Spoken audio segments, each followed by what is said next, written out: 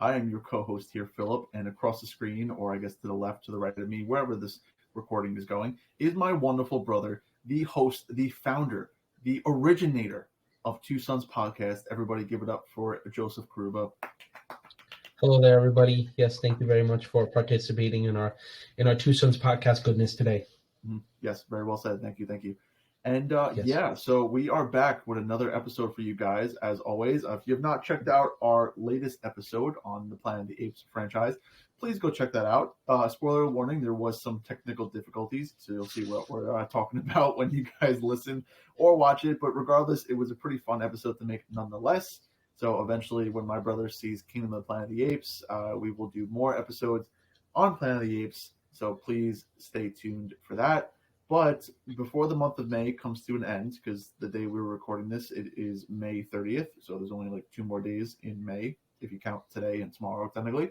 We wanted to go over a little bit of Star Wars again, because there was a recent anniversary this month. Not Lego Star Wars, because that is all year round, but we are referring to Episode 1, The Phantom Menace. It is its 25th anniversary this May. This movie came out in 1999, which would make it about 25 years old. And funny enough, I'm also going to be 25 years old. Wow. So basically, I was born the same year Phantom Menace came out. Wow, we are just so relatable. I mean, I have the same birthday. They have the same birthday. I'm going to be 25. They're going to be 25. I like Star Wars. They like Star Wars. I mean, I just, basically a Sith Lord. The stars are aligning, to be honest. Sounds like it. Sounds like I think so. I think so. I really do. Mm-hmm. But we thought we'd kind of just dive into a little bit of Star Wars talk. Just kind of briefly, talk about the Phantom Menace, maybe what it's meant to the franchise. How it was received, and just our own personal opinions. On the Phantom Menace, and I mean, obviously, I got the re-release movie poster right there. This first shelf right here is going to be dedicated to the Phantom Menace Legos. So obviously, I have a pretty strong opinion about it. But just kind of simple Star Wars talk. We're just going to be discussing it in honor of the anniversary this year, so we don't forget. And that is pretty much what this episode is going to be about. So before we get into the how are yous and the how are you nots, we have a little announcement to make. My brother has informed me that we have had another country added to our Infinity Stones of countries. Obviously, if you didn't know, we're making a glove on the side, and we're making multiple spots for gems. So we are collecting them as we go. And surprisingly enough, this one actually came as a shock, but a welcome one, as a old Star Wars reference goes. We have another country, and that country is Bermuda. So yes. Very unexpected, kind of like out of left field, but you know what? It's still awesome. I mean, still it's another country. Amazing how far whoever is out there in Bermuda right now listening to us, thank you. I mean, we love you. I mean, it's just, just the fact that, hello. I mean, we've been to your country before. It's absolutely beautiful. Yes, gorgeous. So, I mean, kind of, I mean, that might be one of my favorite countries on this list so far. I mean, I love them all equally, but it's just so out of left field. I just didn't expect you to say that. Very fascinating. I mean, if you had me, guess, I don't think I would have guessed, to be honest. We have so many different countries from all over on here. I mean, again, the last one before this was Uruguay, then we have Bangladesh, Brazil, New Zealand, United States, Canada, Ecuador, Australia. I mean, we have in total right now 19 different countries that listen to us, which is insane, almost 20 countries. Just the fact that there's already that much, and it seems to actually be growing pretty steadily is, very welcoming, and, it's very happy for both of us to see, and, it's definitely nice to know that our reach gets out there. And, I am very curious to our viewers, how you actually discover us. Do you discover us through hashtags? Is it through recommendations? Is it through just looking on YouTube or Instagram or Twitter or something? So, definitely, once again, please comment and let us know, what's going on, where you're from, what you like to hear, and just everything like that. Once again, quick little announcement on that. And, thank you very much to our viewers or viewer from Bermuda. We are very excited to have you here and share us with your friends and families. Yeah, right. I mean, this guy is a professional over here. I mean, did you hear the elegance in his voice? I mean, he sounds like it's just so angelic. I mean, like how we haven't been invited anywhere is beyond me. Like, I'm seeing TikTokers and these Instagrammers and YouTubes and hey, not knocking you guys, congratulations, but how come we don't get invited? It's like, oh, we don't have the influence. It doesn't matter. These are the people you want talking about your shows, your movies. You could have sent us to the Acolyte premiere. You could have sent us to the Kingdom of the Planet of the Apes premiere. Yeah, you could send us to the upcoming Bad Boys premiere. You could send us to the upcoming Deadpool and Wolverine premiere. I mean, hey, shout out to one of my old SMs, Greco. He now is, I believe, the SM over at forgot the name of the theater, but the AMC in the city. So amazing for you, my guy. Congratulations once again, because they do premieres and stuff. We should be invited there. I'm just saying. I am just saying. But hey, maybe the time will come at some point or another. But seeing all that, it makes me wonder how these people get there. Why they get there? I've seen TikTokers that literally have nothing to do with movies or TV shows or pop culture. They're just regular people and they get invited to these premieres. Like, no offense, but why is somebody that, for example, does pranks getting invited to the Acolyte premiere? Why not the people with a podcast called Two Sons Podcast, or the duo of brothers that have Star Wars tattoos on them that enjoy talking about Star Wars, and it's very funny and very interesting. But with that being said, get our reach out there, guys. If any of our viewers are know people or friends or work there, or anything like that, just nudge a little note on so-and-so's desk and be like, hey, check out Two Sons Podcast. You don't have to if you don't want to, but it'd be really cool. Yeah. So I mean, summed up like, a Sunday afternoon. I mean, that was absolutely phenomenal. Exactly. Well, like a Sunday afternoon with some garlic bread. This guy, nothing better. Garlic bread. Yeah. Especially when it's garlicky. Because that's the only way to have it, really, to be honest. You don't just want bread. Now, are you like a cheese on garlic bread man, or are you just a straight garlic bread man? See, it depends, because I've had really good garlic breads with cheese in the past. Like, my most recent garlic bread cheese experience was probably at Bernard's, where we got like an appetizer where it was garlic bread and they actually melted the mozzarella cheese on. And then I've had like Texas toast that has the little like sprinkles. But I did have a really good garlic bread, believe it or not, from IHOP. Delicious. And it didn't have cheese. But it really depends. If I'm having pasta or like chicken parm or something and it has garlic bread on the side, no cheese. But if it's an appetizer, I'll take it with the cheese. Yeah. I kind of feel the same way. What about you?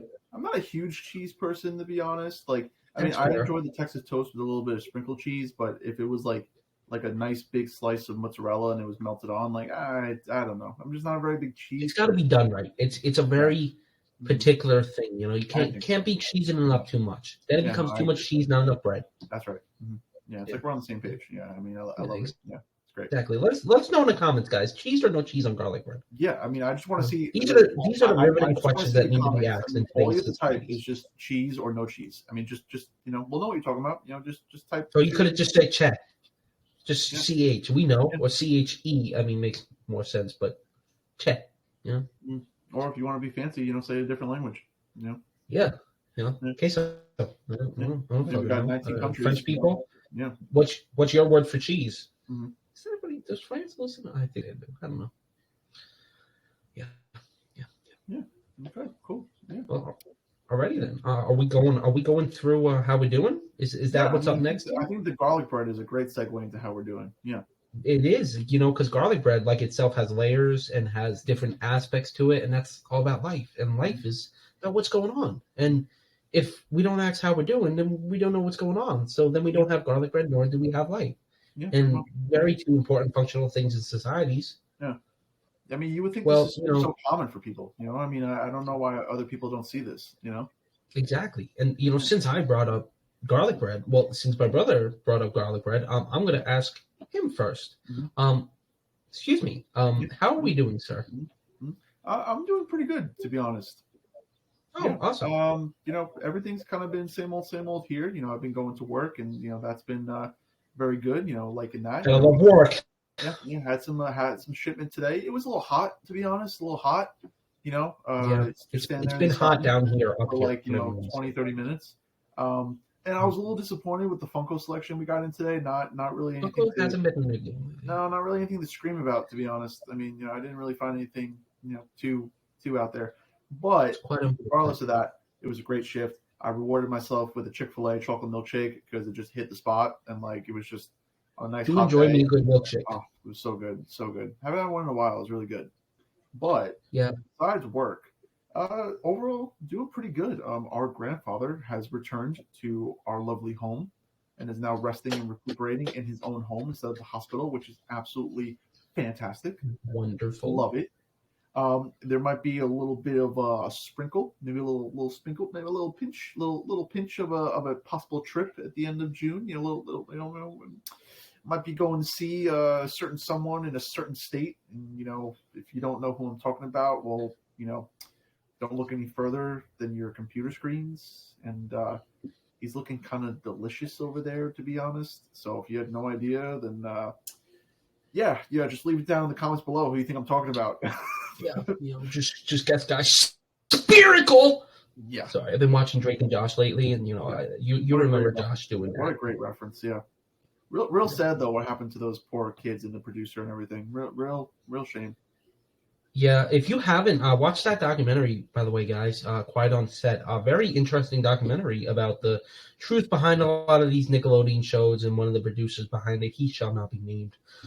So definitely very interesting, and I like all this behind the scenes stuff, and it's nice to see everything come into the limelight and everything. So definitely check that out. But don't forget how lovely these actors and actresses were on these shows and made your childhoods. It's very important. Again, Drake and Josh, very very similar to me and my brother, even though neither of us play instrument. Well, technically we did at some point, and but we're not in band or I mean, I'm definitely a little more like Josh. We both worked at the movies. Oh yeah, we did exactly. And so, I told that make me like the ladies' man. Then I don't really feel like a ladies' man. I don't know if I'd be Drake though. I mean, it's possible because sometimes you're the it one felt with the girlfriend though. So I mean, I feel like you should be Drake. Yeah, but Josh had Mindy. That is true. I mean, I guess by default I have to be Drake because Drake really never had a girlfriend. He just kind of had flings. Yeah, exactly. He was just he was more of a a Michelin star course restaurant where they give you 10 different plates of food that are really small, so it's not as long. And, Josh is more like a 3 o'clock in the morning diner food. Nice and hearty after a night of what? Yeah, but diner food slaps though. Diner food does slap. I haven't been to a diner recently, but lovely. I love how you can walk in there and you can get fish and chips. Or you can get Eggs Benedict. It's a wonderful world we live in. Eggs Benedict. It's fascinating what can happen. Do you think Eggs Benedict is very underrated? I think it's very underrated. It is, and especially the ones that have bacon jam. I gotta say that stuff is delicious. Definitely not great for you, but you can do so many things with Eggs Benedict. I've never tried to make it myself, but I would love to because I do like boiled eggs and I do like over easy eggs, and they seem very similar. I was told how to make it, but it sounds very complicated, so I don't want to do that. But my girlfriend, is trained in making Eggs Benedict, and amongst other things, due to her chefness. But maybe I can ask her one. Why have I not asked this? That's a great word. I like that. That is a great word. I love the word chefness. Yeah, because it's a very professional. Yeah. I mean, no explanation further. I mean, chefness. Yeah. Exactly. I don't need to say anything. Put down in the comments below what your favorite meal to make is. Exactly. Personally, I don't know if I have a favorite meal. I really enjoy making tacos. I really enjoy making pasta. I enjoy baking. But I think I'm honestly enjoy cooking breakfast the most. I think I'm just best at it. I know how to make it. It's very hard for me to pick. I feel like it's not fair to pick just one favorite food. I feel like you have to break it down via category. So I feel like you have to split between breakfast and non-breakfast. Right? I mean, if we're going non-breakfast here, right? Most of you won't know what this is, but I'm going to say it anyway. Hands down, chicken surprise, right? Give me a nice little pot of some lovely chicken surprise, right? I'll eat that up in a heartbeat, okay? That is go-to meal, okay? I'm having breakfast though, okay? This is where I can get a little crazy, but you know me. I mean, well, Joey knows me, but you guys will also I know do. me too. I'm a pancake guy, so give me like He a does nice like pancakes. stack of pancakes. He'd be flapping those jacks.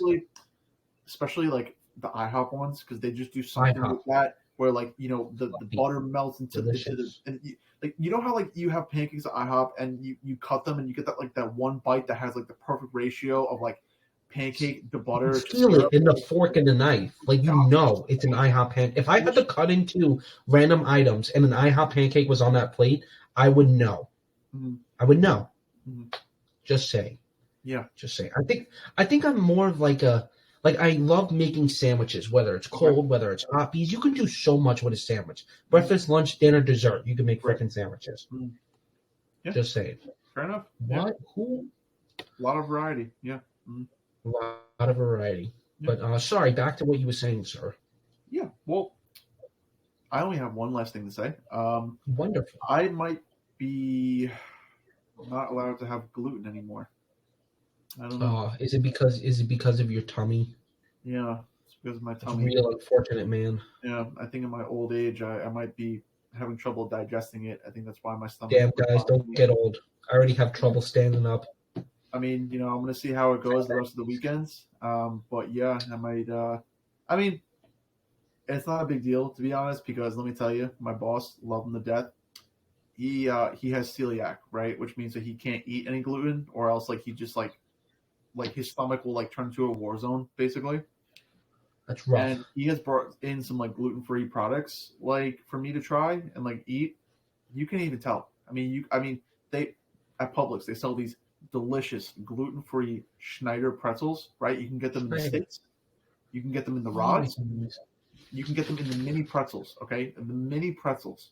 I got them in the mini pretzels and I've eaten them. Let me tell you, couldn't tell the difference. I mean, it was just like I was eating a regular pretzel. Oh. I mean, I had gluten-free bread.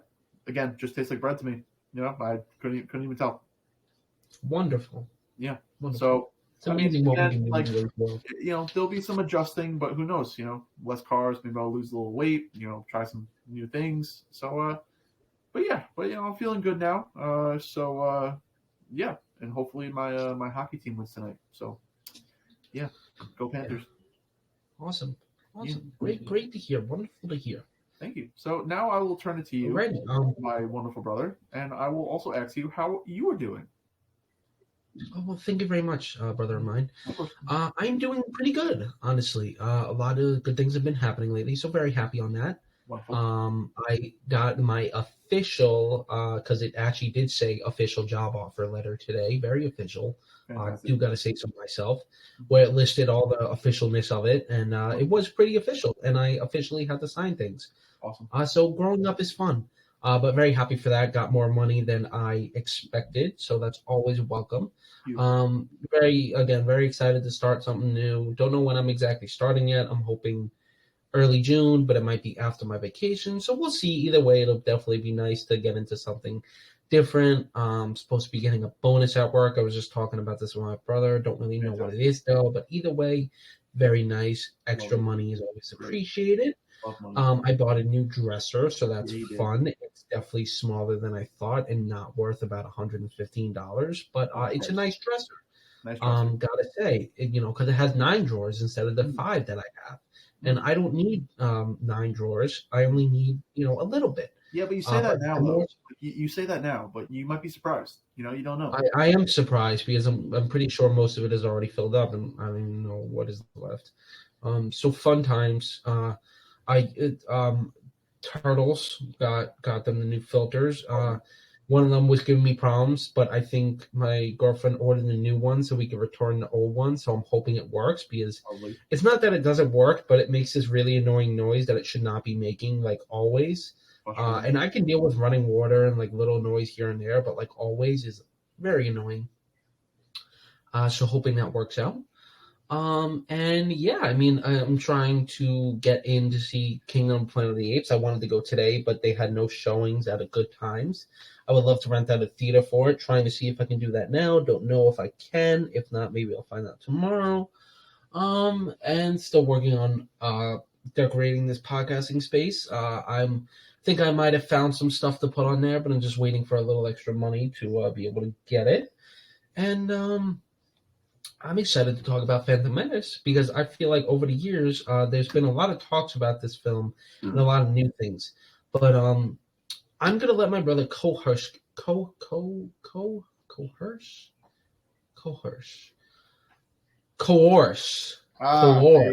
Yeah. I'm going to let my brother. See, I did it there, guys. You just got to give yourself a second. I'm gonna let my brother coerce. Yeah. Well, like you guys into you're this trying episode. to say, like, like, I don't think it's the right word because, like, if you're saying I'm trying to like coerce you, like that means I'm trying to like influence you to like do something. He's gonna influence you into continuing to watch this episode while I go get a beverage. We're gonna pivot back to me real quick. Yeah. Does that sound good? Yeah. We're gonna pivot like Ross and Chandler and Friends bringing the couch up the stairs. And while you do that, I'm going to actually share the screen because I wanted to talk. Wonderful. This feels like a presentation. Yeah. Okay. Oh boy. Okay. Excuse me, ladies and gentlemen. I'm gonna scoot to the side. Jesus Christ. Sorry. Oh my goodness. Okay. Excellent. All right. Oh, okay. Stop freaking out. Okay. All righty. Okay. Yeah, I mean, we've kind of been going on a little bit of a tangent this episode anyway, so might as well go on a little bit of a tangent when it comes to Star Wars, because why not? But yeah, I'm excited to talk about the Phantom Menace. We got a lot of good stuff to talk about, but I wanted to go over this article real quick just because I thought it was really funny, and just a little bit of a chuckle. I mean, I was loading on my computer, all of a sudden I saw through like MSN, I was like, huh. Interesting article. I was like, okay. And then like I clicked on it and I kind of read through it a little bit and I was like, okay, this might be a little interesting to talk about real quick, when it comes to the podcast, because in the Phantom Menace there were a couple like prominent female characters, so it kind of just is this ongoing battle of this whole situation. So yeah, I'm just kind of curious to jump right into this when he gets back. So how you guys doing? Are you doing good? I'm doing good. I'm glad you guys are here because you guys are awesome. So yeah, if you haven't checked out last week's episode, go ahead and check that out. It was real fun episode to do. And yeah, hopefully you guys are going to enjoy this one as well. Leave your suggestions down below in the comments and everything if you want to see certain Star Wars content or just certain pop cult content in general. But yeah, we thought we'd close out the month of May, or Star Wars month, with a Star Wars episode. So hopefully you guys will enjoy it. And yeah, I'm just trying to... Oh, there he is. Right. Perfect timing. Wow, I was running out of things to say. It's like you read my mind. Look at him. Look at that. What a wonderful shirt with Grogu on it. Oh, great. Yes, thank you. I've had this shirt for a little while. I got my beverage and I'm ready in the back. Ooh, what are we talking about here? So I was just telling our wonderful audience that while I was waiting for us to record, I saw this little article pop up on my homepage. Wonderful. And because it had to do with Star Wars, I just thought it was really funny. So I just wanted to kind of talk about how, I guess, fucked up Star Wars is. Excuse my language. Oh, boy. Basically, we have the opening title saying that, in quotes, this comes from Kathleen Kennedy, right? She's blaming men. Men didn't have problems with Leia. Kathleen Kennedy blames male Star Wars fan base for making the franchise toxic despite failing to create a single likable female.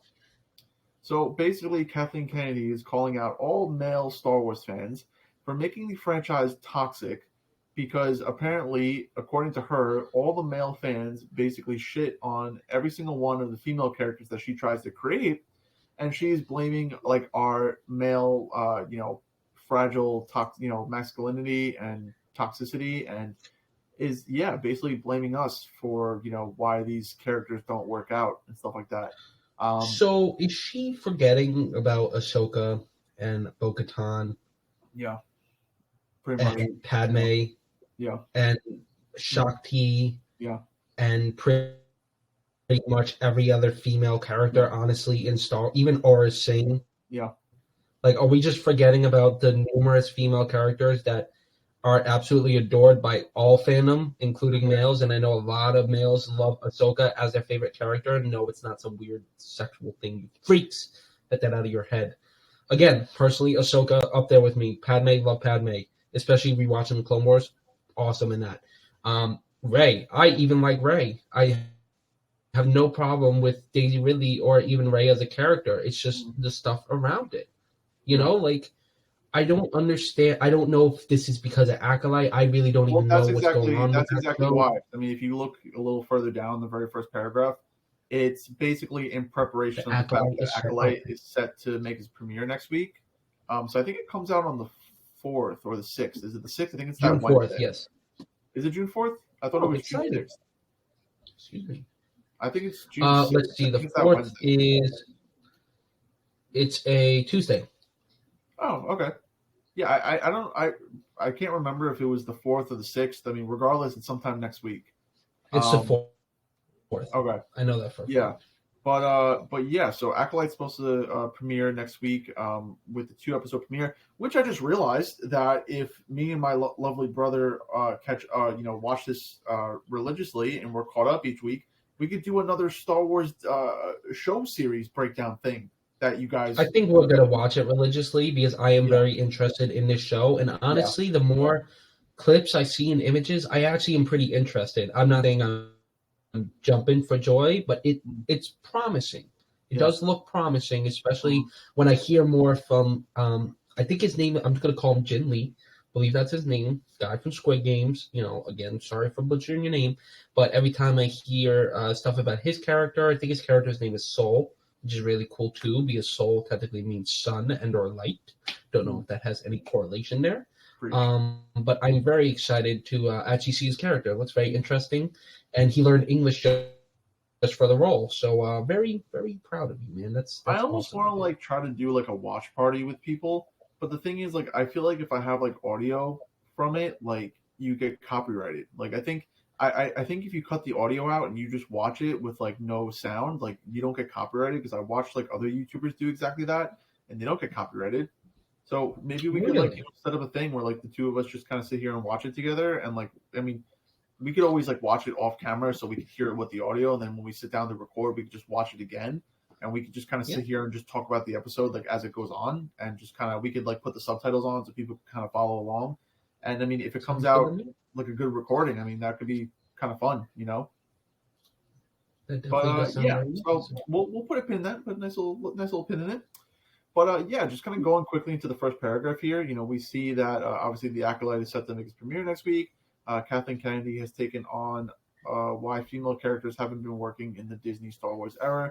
Kennedy puts the blame on the toxic male fans of Star Wars who allegedly unleash personal attacks on the actresses playing female characters. However, and this is where, like, you know, this article got my interest, fans had a quick rebuttal to Kennedy's accusations by sharing that Disney Star Wars has failed to create a single likable female character. And again, you put preference on the fact that Disney Star Wars has not created a single likable character. Like characters like Princess Leia and Padme and, like, you know, characters from the Clone Wars and whatnot, those are not Disney Star Wars characters. Like those are Lucasfilm Star Wars characters before Lucas told... No. I'm saying like there are other characters that were created before Disney that are likable female characters. Oh yeah, I'm saying Disney created Jyn Erso, didn't they? Technically, I think so. I think technically Rogue One is associated with Disney. Yeah. Oh yeah, I know what you're saying with the other associated female characters, but I think when saying Disney Star Wars, I think they're probably referring to like the sequel trilogy and then maybe some of the TV shows. I was going to say, besides the sequel trilogy, what other Disney? I don't think they're putting like Rogue One in this description of Disney. Unless you count like even Omega, maybe from the Bad Batch. Unless you count that as Clone Wars. I could see people having a mixed opinion on her as well. You know, so I mean, I could see maybe some people not liking her. But I think what was just really funny is that, like, if we scroll down with the rest of this article, there was literally just one statement that like kind of made me laugh. Where was it? Ooh, you know what? Let's read this quote that Kennedy shared with the New York Times. Here's why. So also, place an ice cube on a burger when grilling. Here's why. I guess we'll maybe find out why. But according to Kathleen Kennedy, she shared this comment with the New York Times saying, I think a lot of the women who step into Star Wars struggle with toxic fandom attacks a bit more. Because of the fan base being so male-dominated, they sometimes get attacked in ways that can be quite personal. Operating within these giant franchises now with social media and the level of expectations, it's terrifying. Now, on paper, like, I agree with her comment saying, because there are fans out there that unfortunately like do attack like some of the actresses that have played characters. Like, I mean, there have been attacks on the actress that played Rose, and the same that on the actress that played Reva. So there are really bad toxic fans out there that like literally take it personal for no reason, and they do go out and they attack the actresses. So that is wrong, of course, but I think she's blanketing this statement as like an overall generalization of like just male Star Wars fans in general. I think she's just saying that every single male Star Wars fan that opens their mouth is going to say the same exact thing. Now, what I wanted to rebuttal that with is this point right here, which I'm basically just going to highlight. And also, actually, we're gonna look at this post too. So basically, this is the fans' rebuttal to Kathleen Kennedy's like remarks, right? Where basically, fans are pointing out how Kelly Marie Tran's Rose's Tico's character was sidelined in The Rise of Skywalker after her online harassment. Okay, like, I can understand, they had to sideline her. She got a lot of hate, which was obviously unwarranted, because we don't want anybody to get chased off the screen, because they just didn't like her character. Do I think her character would have added anything to the film? No, I don't. So seeing her character sidelined, like, wasn't a big deal for me. And then obviously also, besides that, we see that one fan commented that Kennedy considered criticizing bad writing and bad acting as an attack as well. So basically what they just said right there is that if some fans are just coming out and being like, no, this is just because the character is really badly written, or they just I don't think any of these actresses portray Kennedy their sees roles that bad. as like Kennedy sees that as like a toxic attack. Like that's not good criticism. Like if you call them a bad actress or it's just bad writing, that's a toxic attack. That's just your Bad writing is a valid criticism because there are so many movies with star-studded casts that do awful because of the writing. Again, all these actresses on the screen here were really good in their roles in terms of acting. No problems there. Writing is the problem behind a lot of why movies fail. This guy says it perfectly. You can have there where he says, right, because this whole article, right, basically just what we just covered, they respond, men didn't have problems with Leia, they have problems with bad characters. I mean, it's as simple as that. I mean, it really is. It just kind of all boils down to that the fact that it's not that we don't like them because they're new female characters, they're just badly written characters. The funny thing is, I feel like Rey, Rey's a great character. She was a great concept, bad writing. Reva, bad writing. Rose, honestly, character shouldn't even exist. It made exactly no sense. And then this new character, obviously, we haven't seen the series yet. So we don't even know. We don't know what the writing is going to be like. But obviously, if you're looking at the statistics, if you're following the trend, you assume that it's going to be probably a poorly written character. But again, we won't know that until the series actually airs. It's just funny when, again, for example, Disney wants to talk about, big fandoms and stuff. Meanwhile, why are you making a Moana 2? That's a female-led movie, and that's actually one of your most popular movies of all time. And if it flops, which I honestly think it will, because you're not bringing back any of the original people that worked on it besides the voice actors, and it was supposed to be a TV show first, but you just want money, what are you going to say about that? It's that all your popular properties are female-led characters. I don't understand what your problem is. And again, I understand how with Star Wars there's always the thing about how, any of the new characters made that are female aren't, received well. It's Disney, that's on you. And again, you have all the money all the time and pretty much any possibility to do whatever you want and the creative freedom. But it's just up to you whether or not you choose to go in a certain direction. Again, every female actress you've hired has done a phenomenal job portraying whatever role they were given. You know, if they're not given a good, there are so many actresses and actors out there that are awesome and great in their roles. Again, Chris Hemsworth, phenomenal actor, but look at him in Thor: Love and Thunder. Are you gonna criticize that people don't like male superheroes anymore because that movie flopped, or Ant-Man, or the Marvels? Are you gonna say it's because people don't like female leads? Meanwhile, the first Captain Marvel made over $1 billion. You know, like what is your argument here? The argument is that all these companies want to get out of debt and they want to pump out as much content as they can. And when something's not well received, it's the fans' fault and not your guys' fault for not taking the time and creating characters that people love. Again, the Clone Wars, there are so many side female characters that nobody would give two shits about just from the movies. And they made some, again, Mina Bonteri. I don't know if anybody knows who the hell that is. And she's an interesting character for the one or two or a couple of episodes she was in the Clone Wars. And they were political episodes. But yet I find her to be an interesting character. I mean, come on. Nothing really seems interesting about what I just... I think she actually makes a reappearance in the Bad Batch. I think that too. But either way... They take on like that separatist like stronghold. I'm pretty sure that's her.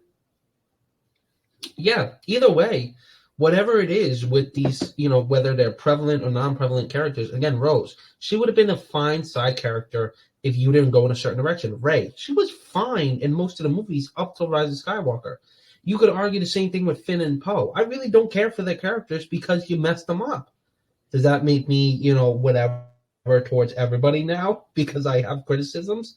And again, instead of commenting and saying it's because of this, take the criticisms and listen to them and make, okay, if I'm going to put this female actress on this show, again, Daisy Ridley arguably was one of the most popular actresses when Star Wars came out. And look at her now. She's coming back to Star Wars because Disney's doing more. But the last movie I've seen her in was Chaos Walking back in 2019 or 2020. And now she's going to be in a new movie produced by who? Disney. And no offense, I don't care to see it because it's about the first woman to swing the English Channel. Sounds interesting, but that's not for me, personally. Cool historical thing. But again, look what you did to her. This actress that is going to be the main antagonist, it seems, of Acolyte, I'm sure she's a fine actress. But again, if you mess up the writing, and you can't blame it on her acting or the character, it's on the writing, it's on the direction of where you want this character to go. Again, Dr. Sleep. How many of you know what Dr. Sleep is? A sequel to The Shining. And it had a great leading man, yet did it make its money back? No, it didn't. And why are you going to say that? Because it was the bad actor? No, it's because of just other circumstances. Tangent aside, Disney, get over yourself. Own up for your mistakes. You got all the money in the world. You got all the time in the world. You own everything. Literally, I was on Disney Plus today, and they had the first Omen on Disney Plus, and they had the Alien. What? I didn't even know Disney owns all this shit now. Excuse my language, but yeah, well, again, whatever was on Hulu or like ABC or whatever, like, you know, they just own now. So now you can just stream everything on Disney Plus. Just own up, Disney. Yeah. Again, just seriously own up. Stop. Don't blame your own fans for your mistakes. I mean, like that's how franchises die. You know, I mean, look at Marvel. Exactly. You know, I mean, it's. I mean, you know, that you wonder why we never talk about Marvel on here or DC. Because what is there to talk about? Yeah. There's nothing to talk about. I mean, exactly. You know, of course, when Deadpool and Wolverine comes out, if we both see it, we'll talk about that movie. You know, I mean, if he finally watches X-Men 97, we'll talk about that because that was a great show. But, I mean, again, what is there to talk about? You know, I mean, so don't turn Star Wars. Sorry, last tangent. Speaking of that, a lot of people talk, the last X-Men movie, technically, well, let's just say Dark Phoenix, right? You had Sophia Turner basically being Jean Grey. Phenomenal actress, obviously. Are you going to blame her because the movie failed? Meanwhile, you had this star-studded cast behind her? No, it's not because of them. It's because of the people producing the movie. It's part the director, part the producer, part the writers, part everything. Again, you cannot put all this blame on you want to shoehorn away way and push it onto the actors and say like, oh, now the fans are coming for you. No, they're not. Again, look at how many fans, and we'll talk about it. Look how many fans welcomed Hayden Christensen when Kenobi came back out after he got decimated. Yeah. Come on, you really think like people can't like say these good things? But rant aside, that was a cool little article, and again, I just thought it was kind of interesting to look at, just because again that's a huge debate like in the Star Wars community, and I just thought it was funny how the woman in charge of Star Wars is basically, again, I mean, it's just ironic. The woman in charge of Star Wars that's introducing all the womanly characters is blaming the male side of the audience. Notice how she just throws the males in there. You cannot tell me that there are no female Star Wars fans out there that do not like these characters too. I mean, there are probably definitely so many fans that are female that do not like Rose and do not like Reva. So it's like you can't just, because then you know what happens? All right, say some fans take offense to that. They stop watching Star Wars. There goes most of your fan base. So then you just turn Star Wars into whatever the hell you want, and then like where does the franchise go? But again, I mean, we might come across this topic again when we start watching Acolyte, and depending on how that series goes, and because obviously that series itself has been through a bunch of controversy and stuff left and right. So I mean, we'll see what happens. But tangent aside, like my brother said, we are going to start talking about the Phantom Menace because that's what we're all here for. I mean, I'm here for it. I mean, he's here for it. So we're going to talk about the Phantom Menace. So I thought I'd start out by just giving some brief statistics about the movie, just so we get a basic understanding of it. So from what I did, from a quick Google search, the movie came out on May 19th, 1999. So technically May 19th was the anniversary of the Phantom Menace, like the actual to date. So it is officially 25 years old now. At this time of recording, it's 25 years old. The movie released back in 1999, as I said. The budget for this movie, was $115 million. Okay.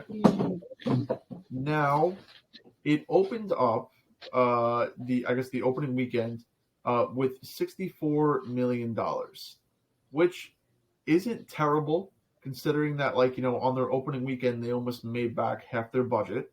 Obviously, you want to see those numbers a lot higher, but regardless, again, almost making back half your budget on an opening weekend is pretty good. Now we're going to transition to how this movie has done worldwide. And kind of like fast forwarding a couple of years, by 2010, we see this movie was at about $924 million. Now, we transition a couple of years further, with it obviously being re-released back into theaters and whatnot for the 25th anniversary. Now, according to the latest search, we see that the gross revenue for this movie is at $1.05 billion. Wow. So this movie has surpassed $1 billion. To give you a quick synopsis, IMDb has it at a 6.5 out of 10. We got the Metacritic giving it a 51 out of 100. And we see Rotten Tomatoes giving it a rotten score of 52%. So, with all that information, while I step aside and use the bathroom for 1 second, Joey, just let us know what you're thinking about that. You got the box office scores, right? You got the critic scores. Let us know what you're thinking about all this while I step aside for a second. Oh, wonderful, because I actually pulled them aside as well. So, again, both me and my brother think The Phantom Menace is such a wonderful movie to talk about. Excuse me, my chair is not very comfortable at all. Is a wonderful movie to talk about because of how it's changed over time. So, with that being said, like my brother kind of stated before, it's not really a critically acclaimed or even fan acclaimed film. Receiving a 52% on Rotten Tomatoes, which I believe is the critic score, and a 59%, which is the audience score. So again, not too well in that area, but you know how we feel about critics and even how fans rate it.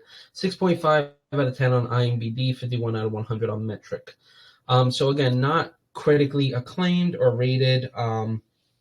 and was the first Star Wars film back after Return of the Jedi. So it was Star Wars' return to the screen in the late 1990s, the exact last year, leading off the 2000s with Attack of the Clones and Revenge of the Sith following suit. One of the highest grossing movies of all time, obviously crossing that billion mark. On its re-release date, that happened pretty recently. It did, excuse my hand, it did cross, I believe, over $13 million on its re-release, which is absolutely insane for any re-release, making more money than the most previous re-releases in the past decade, pretty much, making it one of the highest grossing re-releases of all time as well. Insane turnout from the fans as well, and I believe over time, that is why. Again, a lot of the older fans did not necessarily enjoy this movie, but a lot of the younger fans around my brother's age, a little older, maybe in their 30s, 20s or so, maybe even 40s, they are probably the ones that got exposed to this movie. This was probably their first taste of Star Wars. This was a new time of CGI, a new time of actors, a new story, so to speak, but this was the beginning of Darth Vader. We already saw Darth Vader as a character. We knew more of him, but this was the start of him. There's a lot of memes. There's a lot of cringe that people get from this film. But honestly, it is one of the most rewatchable Star Wars films, in my opinion. It's one of the most, again, I laugh a lot in this film for all the good reasons. It's got a lot of heart. It's got great acting in it. It's got awesome actors and actresses in it. And it honestly is, I think, in my opinion, a strong start to the prequel trilogy. Has some of the best lightsaber battles, obviously, and has some of the most fascinating characters. But again, my biggest thing with this film is I believe it gained its legs over time. Again, it was successful when it came out because it was Star Wars and it was entering a new age. So obviously we were going to be successful. But I don't think Disney or George Lucas knew how much these characters would matter and what it would create. Again, this, helped in the Clone Wars. This helped in other Star Wars shows as well. You can even go as far as The Mandalorian, Rebels, Bad Batch. Pretty much every Star Wars show after the prequels has had an influence from this film.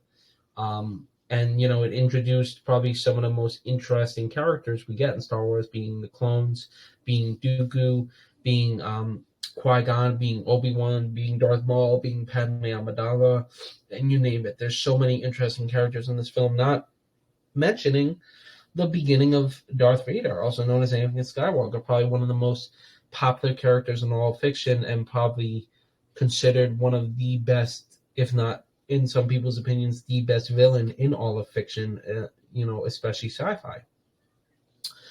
But with that being said, I would definitely love to hear you guys' comments and opinions in the comments below. Obviously, again, has this movie grown on you over time? Does it still not hold up? Does it hold up at all? Again, some of the CGI definitely is questionable, but it has some of the most, famous scenes, some of the most famous quotes. And honestly, even if some things could be considered a little cringy, I just do think it's one of the most enjoyable Star Wars movies because it also does show another side of Star Wars and the reality and harshness of this galaxy. Again, the story of Anakin Skywalker is a very depressing and a very heartfelt one where you see the conditions him and his mother live in, and you see how both him and his mother are slaves, and he's owned by a greedy, I would say man, but greedy Watto, who basically, forces him to, work for him and do these things. Same with his mother. Oh, hello there. I was just telling how Anakin Skywalker's story is a very tragic one. And, I think this film really does a great job at kind of starting off, really diving more into the character of Darth Vader, because obviously, as everybody knows, this was the return of Star Wars onto the big screen, and the basically, again, as it's called, the prequels. This is basically the telling of the Clone Wars on what everybody spoke of in the original trilogy. And I was telling our viewers here that I believe this movie, even though it was very profitable and popular when it came out, even though it's not acclaimed or really, reviewed or reviewed by all, over time, again, it's grown its legs and people have learned to appreciate it a lot more. And I think there's a lot of funny moments. I think there's a lot of memes, but there's also a lot of heart. There's a lot of telling.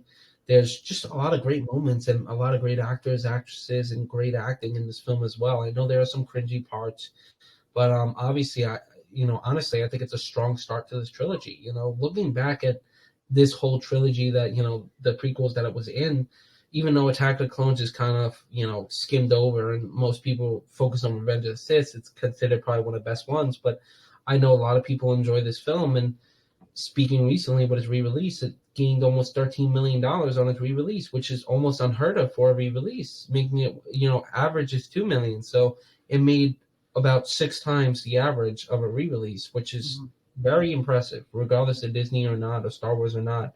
Because, again, Spider-Man No Way Home was not really impressive on its re-release. The Mummy, not so impressive. Alien, all these popular films, Jaws, not really. Grease, some of the most popular movies of all time. And yet this one holds, I think, the top or just under the top of re-release titles. So again, a lot of good statistics behind it, getting more into current time. Yeah. No, I mean, I definitely agree. I mean, I think a lot of people miss the mark on this movie where they are kind of confused on like why we're seeing Anakin Skywalker as a child.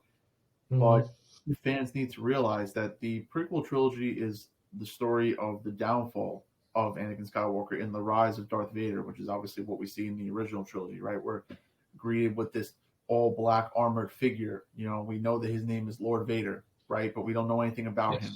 And obviously throughout the trilogy, we find out who he is and, who he used to be and whatnot. So the prequels were George Lucas's way of telling the story of Darth Vader and the steps that Anakin Skywalker as a person took to get to that point that we see him in the original trilogy. And by focusing on snapshots of his life, so in the Phantom Menace, you have him as a child. In Attack of the Clones, you have him as an adolescent. And then in Revenge of the Sith, you have him as a young adult. There were certain moments throughout his young life that impacted him and started his slow but steady descent to the dark side, right? Which gave Chancellor Palpatine, Emperor Palpatine, Darth Sidious, whatever you want to call him, gave him plenty of leverage and ammunition to use against Anakin to just further his descent to the dark side. We see in the Phantom Menace now, some people might be asking like, what seeds do they sow like in the Phantom Menace to show like, the like eventual rise of Darth Vader, right? He's only a child. We see, I think the biggest thing to take away from this film when it comes to Anakin as a character, and like, if somebody was to ask me like, what moment is like the start of his downfall? I mean, you could argue it's the separation between him and his mother. Because I mean, as soon as he leaves his mother on Tatooine and he goes to the Jedi Temple, and the Jedi Council is testing him, they sense the fear in him like right away, like that. Like it's like it must be off the charts because they're all sensing the fear of losing and missing his mother. And we see Master Yoda go through all the different traits and characteristics when it comes to things that lead to the path of the dark side, and fear is one of them. And what's actually interesting is that I actually just thought of it now. Each one of these movies checks off a different box according to the Jedi of what it takes to lead to the dark side, right? We have fear. Okay, check that off in Phantom Menace. We have hate, okay, or anger. Okay, check that off in Attack of the Clones, obviously with the death of his mother by the Tusken Raiders and him slaughtering the whole entire village. And then we have hatred in Revenge of the Sith, for the Jedi and, for what they basically did to him. So in this one, it's fear. We have fear of him losing his mother as a slave. He wants to go back and he wants to free all the slaves. He's constantly thinking about his mother. He obviously is starting to grow the attachment to Padme. So you're sowing the seeds there of fear of eventually losing her, in Revenge of the Sith. So even though we see him so young, there are pivotal moments in this movie that are part of the story of his eventual downfall to Darth Vader. And even if you stay long enough and you go through the credits and whatever, at the very end, there's actually Darth Vader's breathing. And like, if you've never, I've actually never noticed that before until I went back and I watched it myself. And I was like, holy crap. I was like, I didn't know his breathing was at the very end, which again, just symbolizes that this is the start of the downfall of Darth Vader. Like, it's weird because we're seeing like the rise of Anakin Skywalker, but we're also seeing the slow rise of Darth Vader, like side by side. Like Anakin just keeps going up, and then Darth Vader is just like slowly creeping behind, which is really interesting. I mean, again, I think the storytelling of the prequels is amongst some of the best because I really feel like it is very thought of. And again, even though a lot of people may, talk about the acting of, I believe Jake Lloyd was his name, the kid that portrayed Anakin Skywalker, which unfortunately did, develop problems and had issues, and actually is recently kind of getting back to his old self, which is, very, very good. And, I'm glad because he portrayed one of the most popular characters in all of, fiction and sci-fi and movie and film history as well. And, he portrayed it in, honestly, the greatest light that he possibly could have. And like you said, again, it's a story of somebody that felt the attachment in, the one person that he truly loved in a life that really wasn't his. And when he had the opportunity, was told that he would do all these great things, it led him to a false sense of hope. Because even to achieve that, he had to give up the one area, the one part of his life that he cared for the most. And in the next film, he realizes that, not that he shouldn't have done that, but basically, that he couldn't do as told. He wasn't the most powerful. He wasn't going to save, the slaves, like he said, and come back and free his mother. And again, even in this film, seeing the start of that character to the end, where he's the unofficial official Padawan, is it's very fascinating to see as well, because you can see how as he meets the characters of Obi-Wan and Qui-Gon, how some of his thinking changes and how some of his willingness and, so to speak, whatever little happiness he had kind of comes and goes, as the film goes on. So again, like even throwing Padme Amidala in there, seeing a young Natalie Portman portray this, queen who's, queen of Naboo, and kind of bringing the Star Wars politics in, and seeing, okay, this is the mother of Luke and Leia, introducing this character as well, and is she gonna take some of the ways that Luke and Leia were, so we can match the portrayals and stuff, which I think she does, but she also develops her character into, I don't want to say mimicking, but more, so to speak, balancing or kind of leaning a little differently, but still on the same as Anakin, because you can see, especially in the Clone Wars, how that definitely makes sense as time goes on between the ways of the characters thinking. And again, you get, probably some of the most memorable battles, some of the most memorable moments, and even characters such as Jar Jar that have sparked, controversy and theories behind them, and that are even being turned to shows. But also introducing, different planets and different, species for Star Wars as well. And again, there's regardless or not, if you are really a fan of this film, I think we can all agree that it gave a stepping stone and kind of a open-ended book for these characters. Again, Darth Maul really was not seen after this until the Clone Wars. Really, so to speak, maybe, yes, he killed Qui-Gon, so he's definitely important, and, you might have knew a little bit about him, but really, this bred fans' curiosity about the character, making him, one of the most popular Star Wars characters today. Liam Neeson, one of the most popular actors of all time, portraying Qui-Gon Jinn, which is known by many as probably one of their favorite Jedi, and seeing a certain side of that character was very interesting as well, combined to how we view Obi-Wan and the other Jedi as well. Seeing a young Obi-Wan, how he developed and why he is the way he is with Anakin. Again, it's a great starting point for all these characters, especially having the original trilogy. All these actors and actresses were able to pretty much mirror, if they were playing, people that were previously mentioned or whatever, how they would portray these characters. And again, whether you agree or not, they kind of did it in the perfect way leading into the Clone Wars, regardless of how you feel about that movie. I know it's cringy, maybe you don't like the love story, but realistically, that's a big part of Anakin's character and why he turns. He turned because he wanted to save the ones he loved. It was always about love. and saving the people he cared about the most since the beginning. He said he was going to save his mother and come back for her, and he couldn't. And when he did, it was too late. And he hated the thing that took him away that was supposed to promise him to make him the most powerful person in the galaxy. And again, even the beginning of seeing the side of Darth Plagueis and seeing the side of Chancellor Palpatine, seeing that he molded the wheels of the whole galactic war just for this one very specific moment. And politics in Star Wars may not be the most interesting thing to many, but trust me, it's a pivotal part to this story, especially, again, rewatching the Clone Wars.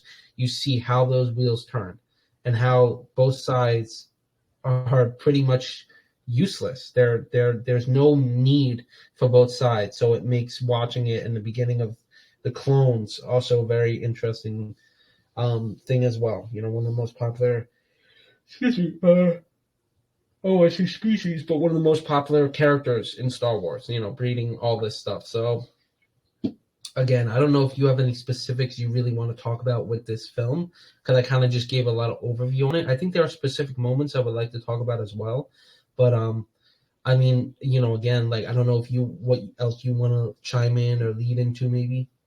Yeah, no, I mean, just kind of coupling on what you said, I think a lot of people also forget that, this film introduces us to a lot of well-known, established, and beloved characters that we see today. And obviously, you already mentioned a couple. I mean, again, characters like, Qui-Gon Jinn and Darth Maul, you didn't think were going to be as popular as they were, because again, like, according to the Phantom Menace, like, we saw that they both died, and I mean, well, in Qui-Gon's case, he did die, but, we also saw that Darth Maul died, and then we see that he returns in the Clone Wars, and the arcs that he have in the Clone Wars are like absolutely phenomenal. I mean, they created such a in-depth and like intense story with his character throughout the Clone Wars, leading to season 7 of the Clone Wars, which I mean he is absolutely phenomenal in that, and then even transcending into Rebels as well. And I mean the storyline that he has in Rebels, especially the fight or the final duel between him and Obi-Wan Kenobi, is absolutely fantastic, and he's became somebody's fans like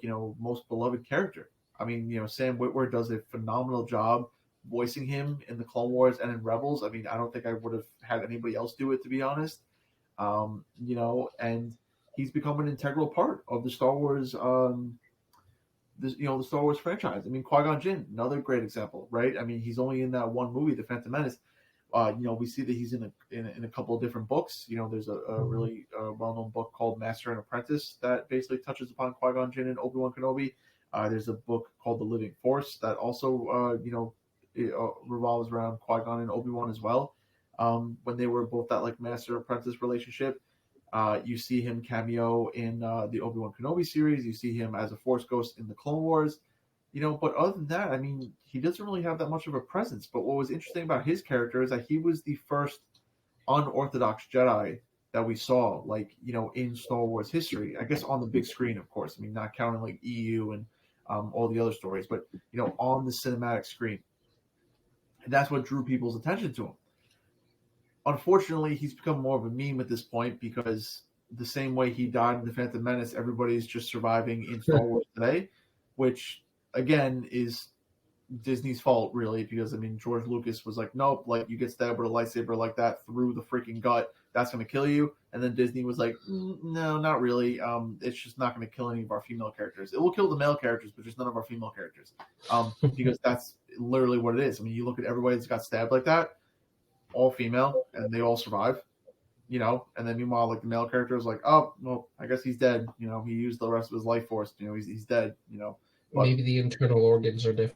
Who knows? Yeah, maybe it's all about anatomy, I guess. Yeah, they're just in the wrong spots, different spots. Yeah, I don't know. But no, he's became like some people's. I mean, I think my boss's favorite Jedi is Qui-Gon Jinn. So there's just a certain appeal and there's just a certain love for that character that transcends the movie, and we wouldn't have gotten that character without the movie.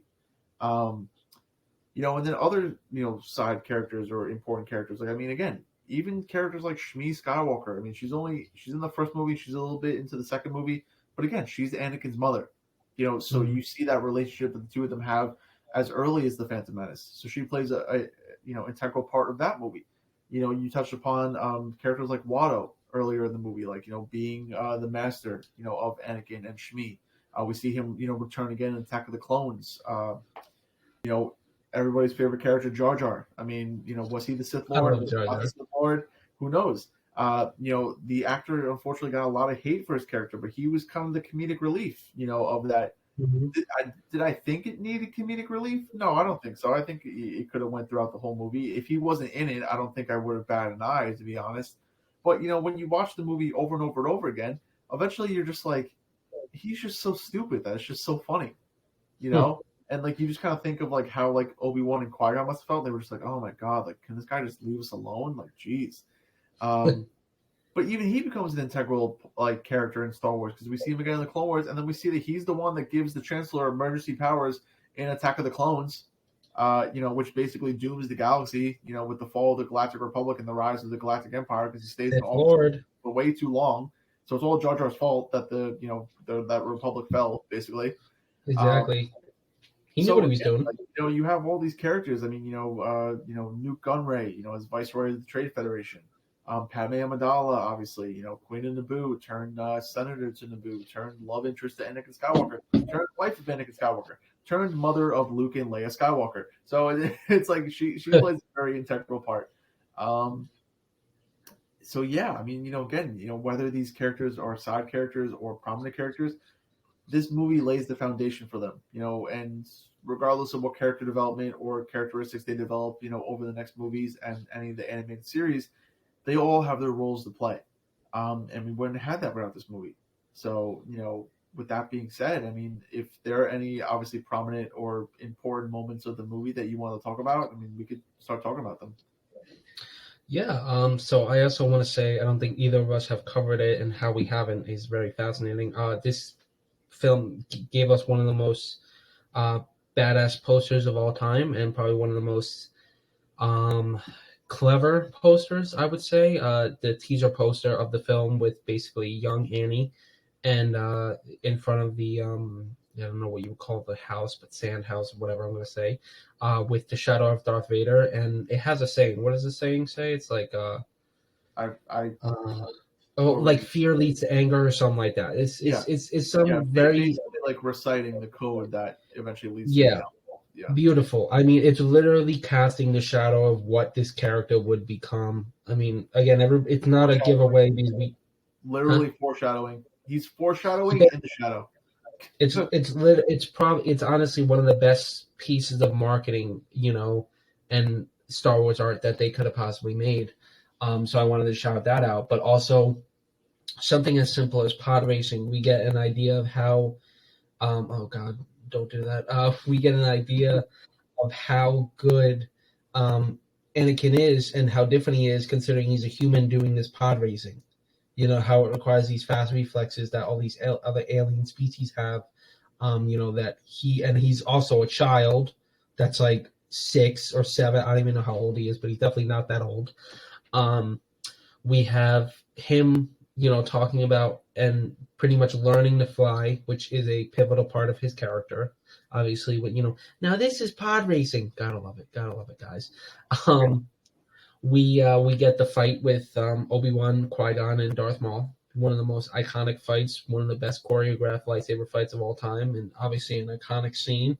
Also, the soundtrack. I mean, phenomenal soundtrack. Phenomenal. Duel of Fates is amazing. Also, we get the introduction of the clones pretty much. We get the start of the background of it. We also, like I mentioned before, the introduction of basically the character of Palpatine, because when we first saw him, we knew him as a Sith Lord, not this, random political guy that who would have thought he would have did this stuff.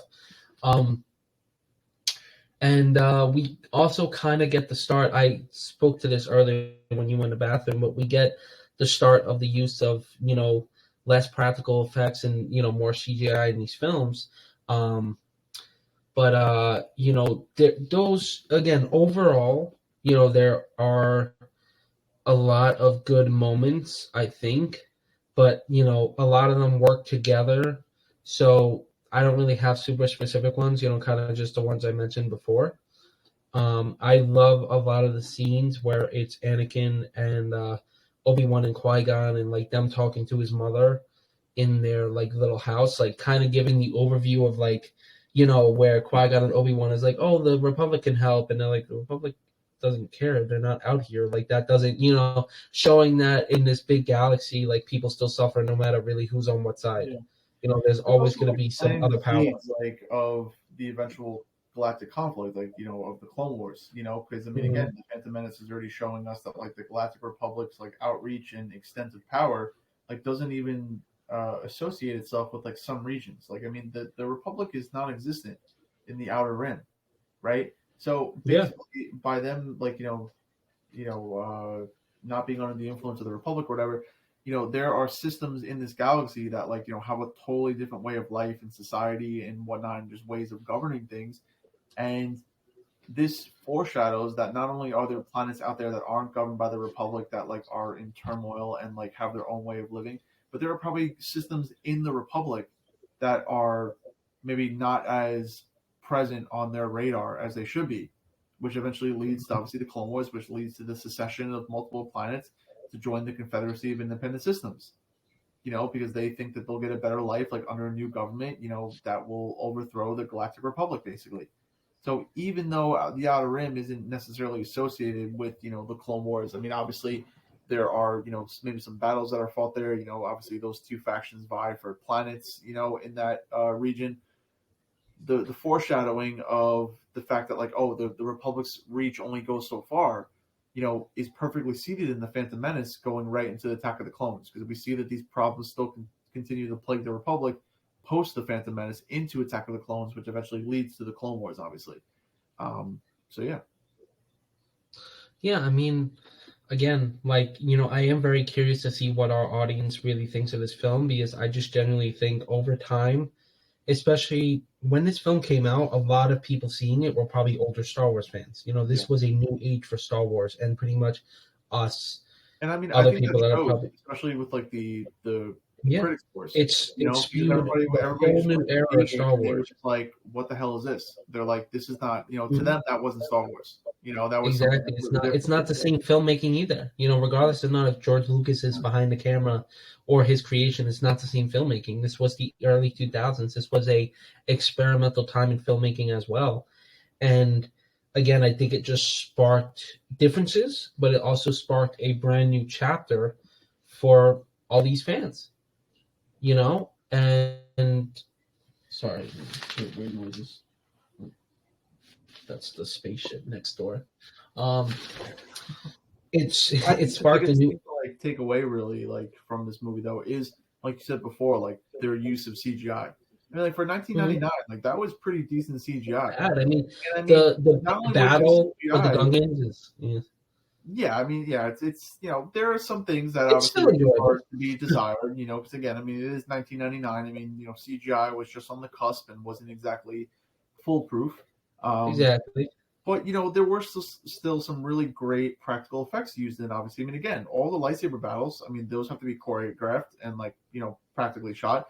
I mean, I even saw something where the duel between Obi-Wan and Maul, like, after Qui-Gon's death, was actually so much faster than what the film showed. Like, they had to slow down they had to slow down the fight, like, I guess, like, after shooting, because the choreograph, like, probably was just, like, through the roof. Like, they were just really going at it. So, like, that's, you know, that's how good the practical effects were. Like, the fact where they were just like, wow, this is, like, way too fast. We need to slow this down for the movie.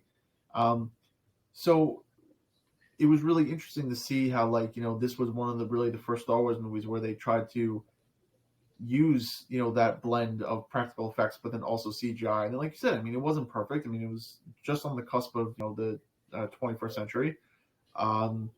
You know, but we see over time that it gets better and better, especially when you get into like the mid 2000s, like early 2000s, and you see the evolution of CGI and those effects. So, yeah, I mean, and they definitely, I'm sure there was remasters for the re-release, but just showing again, pretty much my comment about how popular it was during its re-release pretty much proves that again, a lot more people have come to appreciate the prequels as time went on, partly maybe because of the shows, but also because they also grew up and they realized, you know, they weren't just watching the movie for the fun of it. You know, they're actually diving more into these characters and the lore and, you know, finding out how interesting, even though everybody, you know, did enjoy the world of Star Wars, newer area of Star Wars that wasn't touched. And again, it was new for its time. It was the rebirth of Star Wars, in the modern age. Because Yeah. if it wasn't for Phantom Menace and the prequels, we wouldn't have pretty much what we have today with Star Wars. So, and I don't think it would have become as popular as a property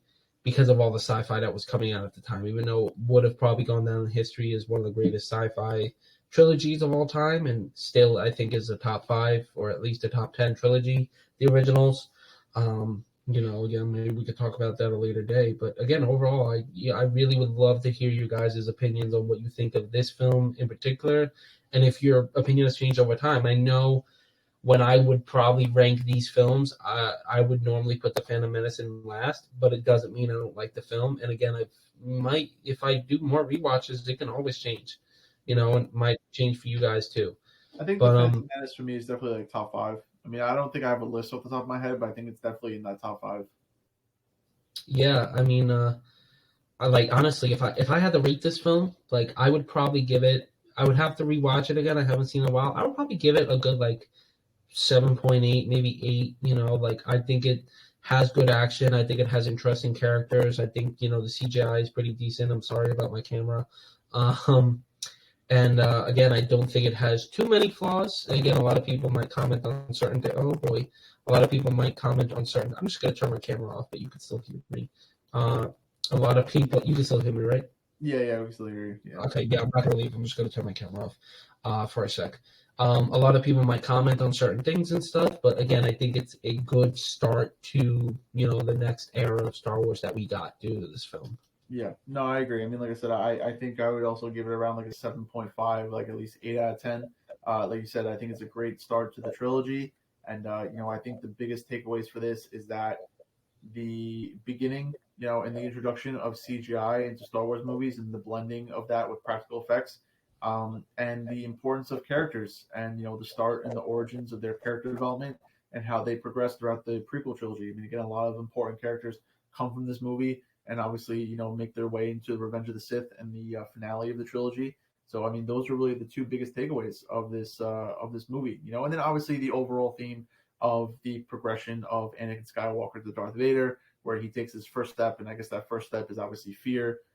So, when you're looking at the prequels from fear, anger, and hate, you would see this movie as fear. As we talked about earlier, obviously Attack of the Clones would be anger, and then Revenge of the Sith would be hate. But that pretty much sums up our conversation on the Phantom Menace. Really, I mean, I want to kind of wrap things up before Joey's recording just like goes to hell in a handbasket, so to speak, and we don't have a repeat of last week. So I think that's a good place to wrap it up for the night. So yeah, I mean, let us know in the comments down below, what you think of the Phantom Menace. What you think its strong suits are. What are some positives, what are some negatives, what you would rate it.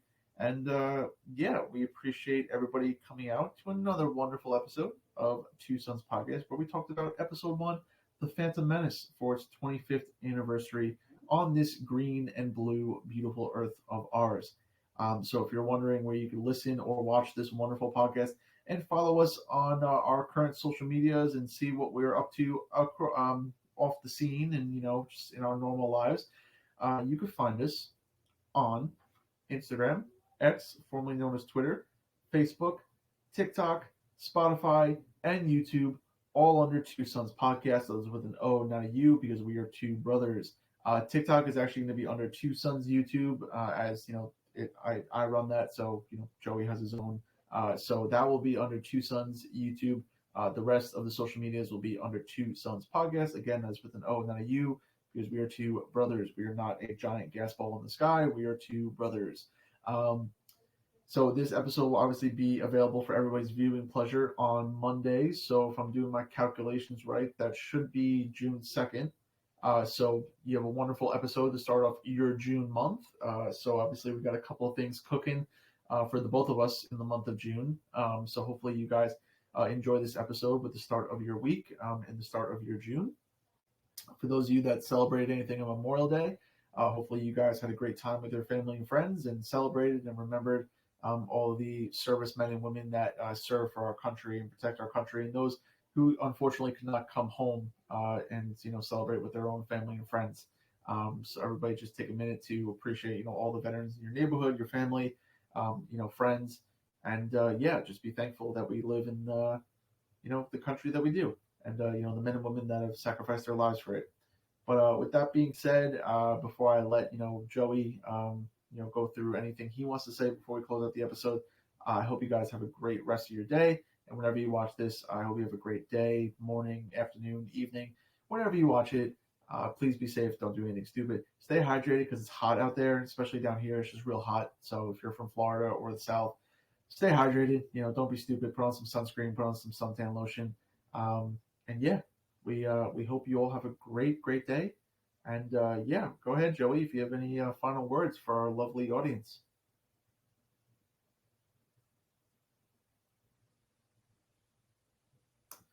Okay. Riveting conversation here. I seem to have lost Joey entirely. I see he's still here, but let me text him real quick. Did he text me? No, that's not from Joey.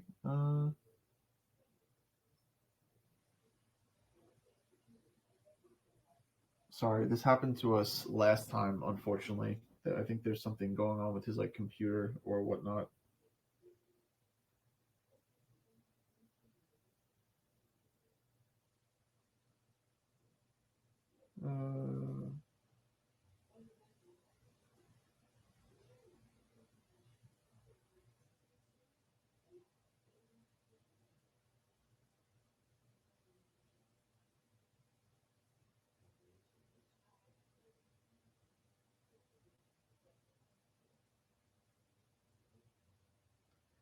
All right, this will be a little bit of a weirder ending because my brother's going to have to leave the call to end the episode. So in case I get cut off, again, please check out our episode when it releases on Monday.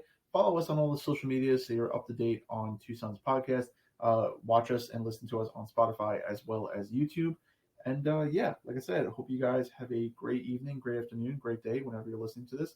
Please don't do anything stupid. Apologies for the technical difficulties, but we're just an amateur podcast here. Nothing too special.